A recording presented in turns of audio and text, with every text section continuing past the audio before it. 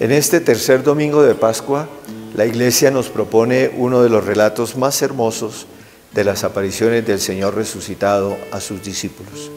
Es lo que conocemos generalmente como la aparición a los discípulos de Emaús. Escuchemos con mucha atención este relato. Lectura del Santo Evangelio según San Lucas.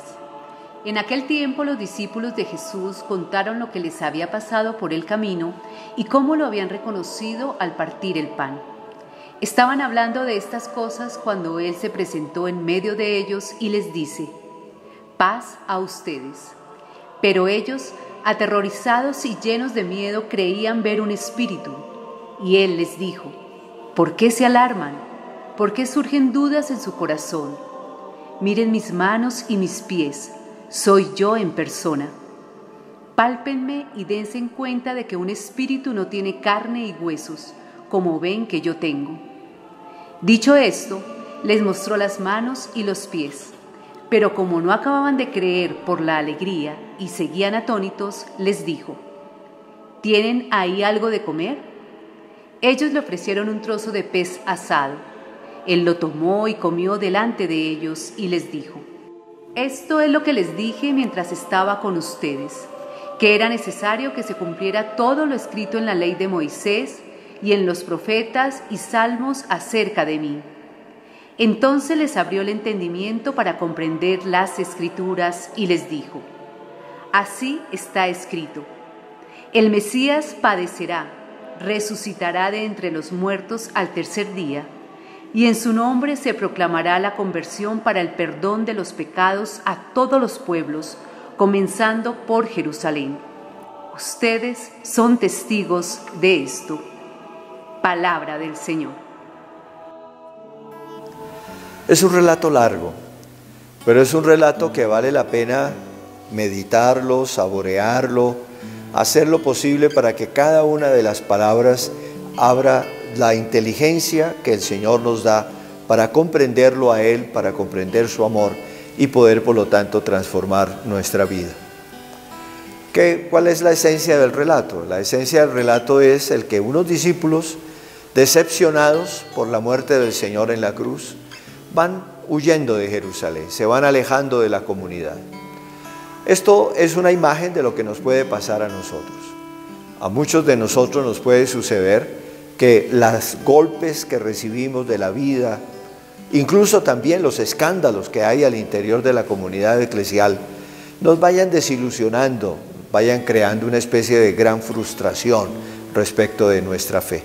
Sentimos como que en realidad no nos da lo que nos tiene que dar esa relación con Dios y con los demás, especialmente al interior de la comunidad eclesial, al interior de la iglesia. Y entonces fácilmente nos alejamos de la comunidad. ¿Cuántas personas no han dejado de participar, por ejemplo, en la vida de la comunidad de la iglesia? ¿Cuántas personas no se han alejado por un motivo o por otro? Pero, ¿qué es lo que sucede? Cuando estos dos discípulos van escapándose de Jerusalén, es el Señor mismo el que se pone a caminar con ellos. Y ellos al principio no lo reconocen, no lo reconocen. Dice el texto que sus ojos estaban como pesados, como incapacitados para descubrir la presencia del Señor. El Señor camina con ellos y empieza a dialogar con ellos. Y lo primero sobre lo que dialoga el Señor es precisamente sobre qué discuten ustedes, qué les pasa, qué es lo que tienen. Y estos discípulos les explican cómo están desilusionados, desalentados. Esto es lo que el Señor hace permanentemente con nosotros. El Señor viene a nosotros para escucharnos. Qué bueno que nosotros en la oración fuéramos capaces también de presentarle al Señor todo lo que nos angustia, lo que nos preocupa, lo que nos desilusiona, lo que nos frustra, todo lo que constituye nuestra vida, que sea el objeto de un diálogo permanente con Él. Porque el Señor quiere escucharnos. Así como Él se acercó a los discípulos de Emaús, así también se acerca a cada uno de nosotros y quiere entablar con nosotros un diálogo de amor.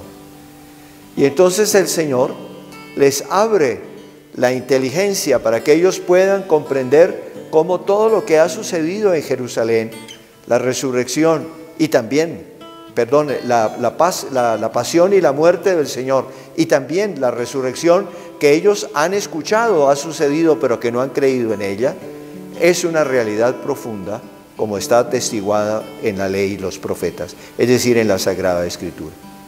Señor, abre el corazón, abre la inteligencia de estos discípulos para que puedan conocerlo, para que puedan verdaderamente comprender cuál es el designio de amor que Dios tiene para con ellos y para con toda la humanidad. Esto también lo hace el Señor permanentemente con nosotros. Señor, si se lo pedimos, nos da la luz que necesitamos para comprender el sentido de su pasión y de su muerte, para comprender su presencia en medio de nosotros. Y nos da por lo tanto la luz para que nosotros podamos hacer que su muerte y su resurrección sean fuente permanente de gracia, de consuelo, de fuerza. Y el relato termina cuando estos discípulos le piden al Señor que se quede con ellos porque ya es tarde, y lo reconocen en el momento de partir el pan. Aparece ahí la importancia fundamental de la Eucaristía. Cada domingo la Iglesia nos invita a que participemos en la Eucaristía y que allí, al partir el pan, es decir, al celebrar el memorial de la muerte y de la resurrección del Señor, de verdad lo reconozcamos a Él, siempre presente en medio de nosotros, presente por su palabra, presente por su luz, por su gracia, presente por su Espíritu, un Dios que camina con nosotros, un Dios que nos llena de paz y de alegría.